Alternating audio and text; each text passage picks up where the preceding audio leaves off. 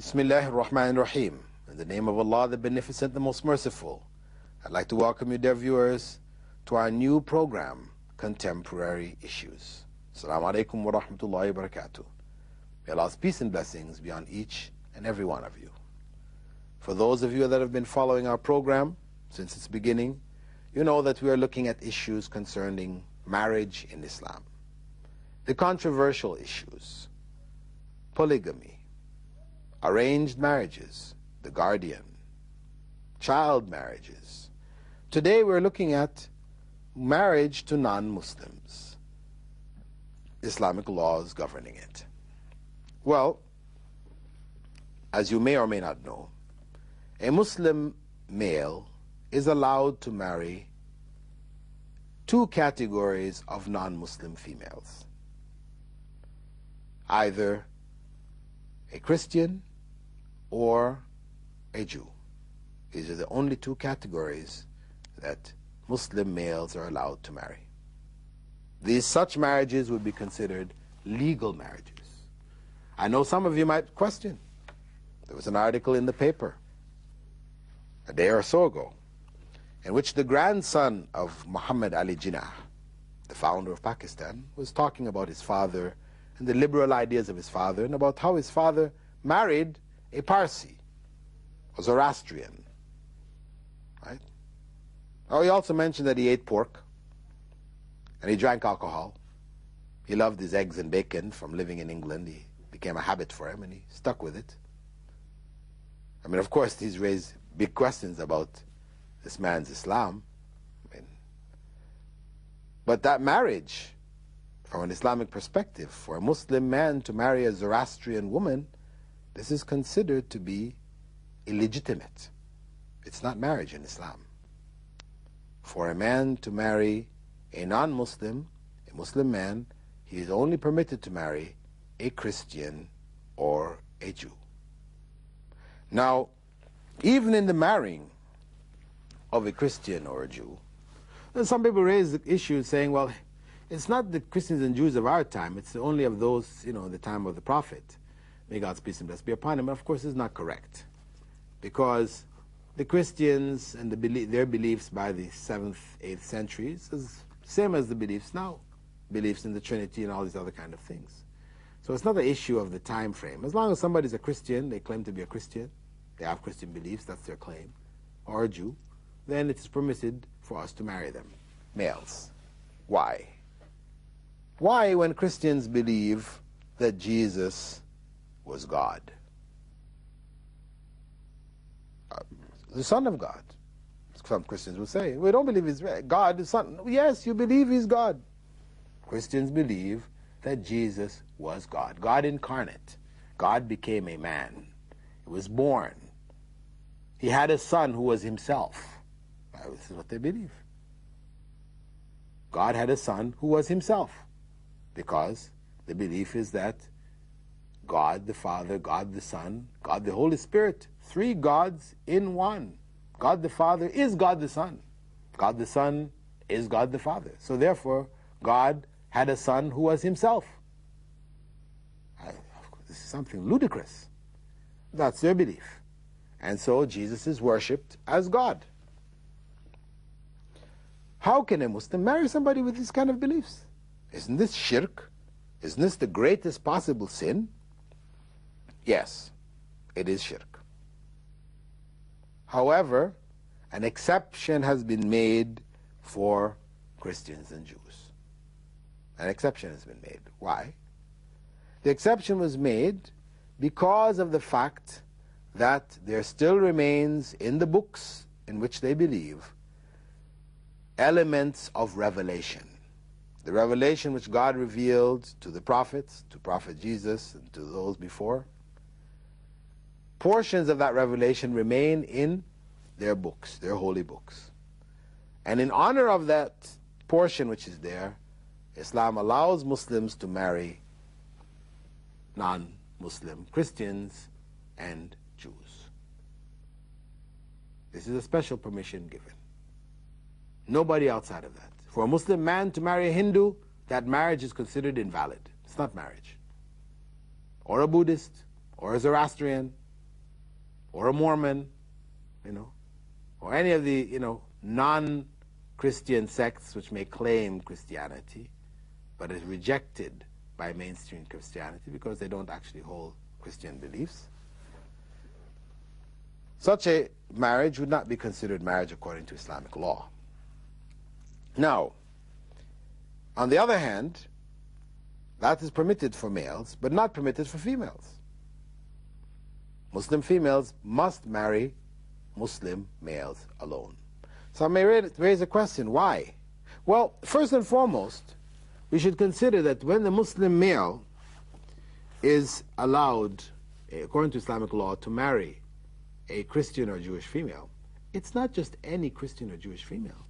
You know, unfortunately, many Arab and Indian, Pakistani men, so and so, will go to Europe and America, and due to the influence of the Western media on their minds, where the image of beauty now for them from these beauty contests and everything is blonde hair, blue-eyed, you know, goddesses. This is the image of beauty. So these young men, they go to America, go to England. This is what they're looking for. And where do they go look for them? In the nightclubs, in the bars, etc. Yeah, they find some dancer or whatever. If they fall in love, this is paradise. One of the women of paradise here is ready to get married. And, well, she's Christian, I can marry her. Well, guess what? According to Islamic law, Allah describes those women as al-muhsanat. Those people who were muhsana. Those people, women who did not have sexual relations outside of marriage. Chaste women. C-H-A-S-T-E, not chaste, meaning that people ran after them, chaste, but C-H-A-S-T, which means a woman who is virtuous. She has not had sexual relations outside of marriage. If she previously had relations, it was in marriage. She was either married and divorced, or married and widowed, or she was not married at all. She was a virgin. Such a woman, a man, Muslim man, may marry if she's Christian or Jewish. And guess what? Such women are few and far between in the West today. Virginity among young girls is considered to be something as, you know, a sign that you're ugly. You know, nobody wants you. Virginity is a liability. It is not considered to be an honor in modern society. The whole idea of, you know, having sexual relations is something promoted. Children are being taught, you know, how to have sex in quote-unquote sex education classes. Teachers are bringing in dolls which, you know, which are anatomically correct and demonstrating for the children, 12-year-old kids, 10-year-old kids, demonstrating for them sex, movies and all this kind of stuff. I mean, this is what is happening. Out of that, I know they were debating in New York City a year ago about distributing condoms to children in primary school. It's insane. The end result is that virginity is like finding virginity, finding a woman who's a virgin, is like finding a needle in a haystack. It's a rarity. In that society today, Western society today, which has opened upon itself and promoted sexual relations, free relations amongst everybody, it is a rarity. So for you to go to a bar, you as a Muslim man, to go to a bar or a nightclub or whatever, and find a woman there, and think that this is a woman appropriate for marriage, you're sadly mistaken. You will not be marrying in accordance with Islamic law. You shouldn't be there in the first place anyway, okay? Because it's a place of corruption, drinking of alcohol, all these other kind of things. You shouldn't be there. This is not where you find a wife. Now, leaving that aside, if we go over to the other picture, the picture concerning why Muslim women are not allowed to marry non-Muslim men. I mean, is there an inequality? Is there a double standard here? Why men are allowed, women are not allowed? Well, primarily, this has been instituted by God to protect the religion of the women and the children, to protect them, protect their religion. Why? Because a Muslim man, if he marries a Christian woman or a Jewish woman, and he says to her, for example, I don't want you to bring any alcohol in the house. Okay? She doesn't. Bringing alcohol in the house, drinking alcohol, serving alcohol, this is not a requirement of being a Christian or a Jew. So they can give it up. If he says, I don't want any pork in the house, of course, Jewish women, they're not going to have pork anyway. But a Christian woman who's eating pork, if he said no pork, she may like it and not want to give it up because she likes it, but she can give it up. The religion doesn't say she cannot. There's no threat to her religion. Similarly, if he says to her, for example, I don't like you going out, exposing yourself, wearing a miniskirt, tight clothes, showing off your body. I don't like it. I feel, you're my wife. I don't want people staring at you this way. So please wear something loose. Not necessarily having to wear the complete dress of the Muslim woman when she's outside of her home, but at least wear something loose, cover yourself up. Don't expose your body.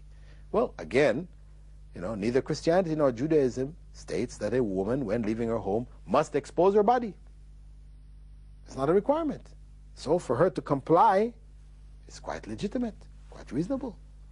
Even in Christianity, when you look at the religious art, the images, the icons of Mary and the women around Jesus, etc., they're all wearing loose clothing. Loose clothing at a time when the Romans and the Greeks, wore clothing which exposed their bodies. So we can see from that the man, Muslim man, in asking his wife to comply with Islamic law, she will not be doing anything which is against her religion.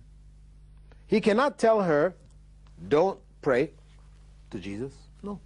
If he marries, she marries her, she's a Christian, she has the right to her prayer. Don't go to the church, he cannot stop her from going to the church. He has to allow her to continue her religion. Furthermore, if he goes to visit his friends, if he tells her, for example, hey, when we go visit our friends, I know it is your custom that when couples meet, the males kiss the women and the females kiss the men on their cheeks, maybe on their lips, friendly. It's part of friendship, and this is part of Western custom in a number of places in the West. So if the husband says, hey, listen, I don't want you to go kissing anybody else. You understand? You're my wife. The only person you kiss is me, or our kids, or your father, your mother, so-and-so, okay. But men, other men, no. It's not a good idea. I don't want you shaking their hands. I'm not going to shake any women's hands, and I don't want you to shake any men's hands. Why? Because these things, these contacts, though we may say, oh, it's passing contact, we're just shaking hands, you don't know what can be conveyed in a handshake. People who have lived that life, been out there, much can be conveyed of desire, etc., in a simple handshake. Not to, to consider kissing. A man going and kissing somebody else's wife, putting his hands on her body in one way or another. Oh, hey, though it has become custom, it's a very dangerous custom. It is promoting feelings which can lead to the breakdown of families. So the Muslim man says, wife, I don't want you doing these things. It's not against her religion. Christianity, Judaism does not say you must do these things. So her religion is intact. If he asks her to comply with basic social dietary laws of Islam, and she will likely comply because she's the wife, etc., she wants to to go along with it. She loves her husband. Now switch it around the other way. The Muslim woman married to the Christian man. Christian man says, I like my alcohol. I know you don't drink it, but I want you to get some. Go to the store, buy some alcohol, bring it home, serve it to me, pour it, give it to me. She's in a dilemma because it is forbidden in Islam for her to purchase alcohol, to pour it, to serve it, even though she doesn't drink it. All of that is forbidden. sinful. But she wants to please her husband. Her religion is threatened. If he says, pork, go buy me some pork. Cook it, serve it, give me. You don't have to eat it. I know you don't believe in it. You know, your religion says you can't eat it, but give me. I want it. Again, she's in a dilemma. It's forbidden for her. Cook it up, serve it, buy it. Forbidden. He says to her, well, listen, when we go outside, I like to feel proud. I like my woman, when she walks with me, everybody's looking at her and saying, woo, what a looker. She's really beautiful. Hey, where'd you get such a beautiful wife? So-and-so. I want people to have this, view of my wife. I want to feel proud of you. So when you go outside, take off that scarf. I don't want you wearing the scarf. Let your hair out. Wear a tight top. Tight clothes, short. Expose your legs. High heels.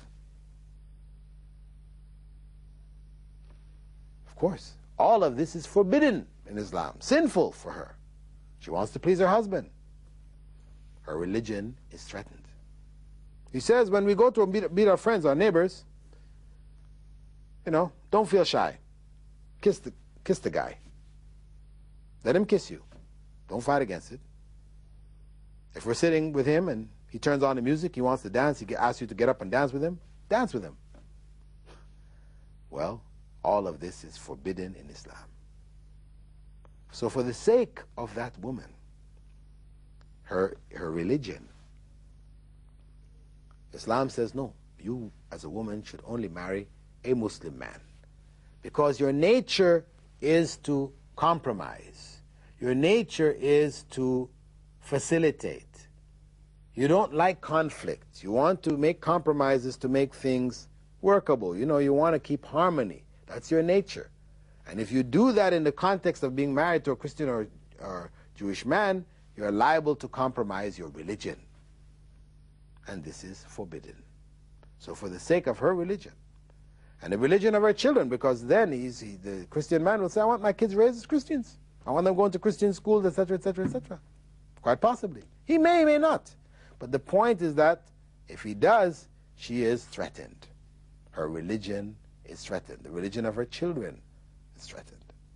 I should point out here that because of the fact that in non-Muslim societies today, in the West, in America, in England, France, Germany, etc., if a Muslim man marries a non-Muslim woman and they get divorced, the courts will give those children to the mother. And in such a case, the mother is going to raise those children as non-Muslims, Christians or Jews. That is the greatest likelihood. On the basis of that, many Muslim scholars today hold that it is forbidden. It's not permissible for a Muslim man to marry a non-Muslim woman in those environments, in those circumstances. In a Muslim country, it's different, because in a Muslim country, the children will be given to you as the father, Muslim. The children will be considered to be Muslim, and it's your right to raise them. But in the non-Muslim countries, the children will be given to the wife. That's the common practice. Normally, in the Muslim country, amongst Muslims, the children will be given to the mother. If they're below the age of 7, etc. After that, they're given a choice whether they want to go with the father or the mother. But before that, they'll be given to the mother. But if the mother is a non-Muslim, then they will give those children to the father to protect their religion. So what is permissible in the Muslim environment, where the society will support and protect the interests of the children, in a non-Muslim environment, a number of scholars have ruled that it is really not permissible. Though on a general level, yes, the permission is there, under those circumstances where the harm, the great harm that can come out of it is quite evident, then it should be avoided there. And this has led, these kind of breakup of marriages have led, for husbands kidnapping their children in America and England and other countries and fleeing back to their home countries to protect their children's religion. This is not a good situation, and we should consider, when marrying non-Muslims, these considerations have to all be taken into account. With that, dear viewers, I hope that this point of marriage to non-Muslims has become clear. that Muslim males may marry non-Muslim females, Christians or Jews, if they are virtuous in a Muslim environment. Muslim women may not marry other than Muslim men for the sake of protecting their religion and the religion of their children. With that, dear viewers, I'd like to thank you for being with us in this segment of our program, Contemporary Issues.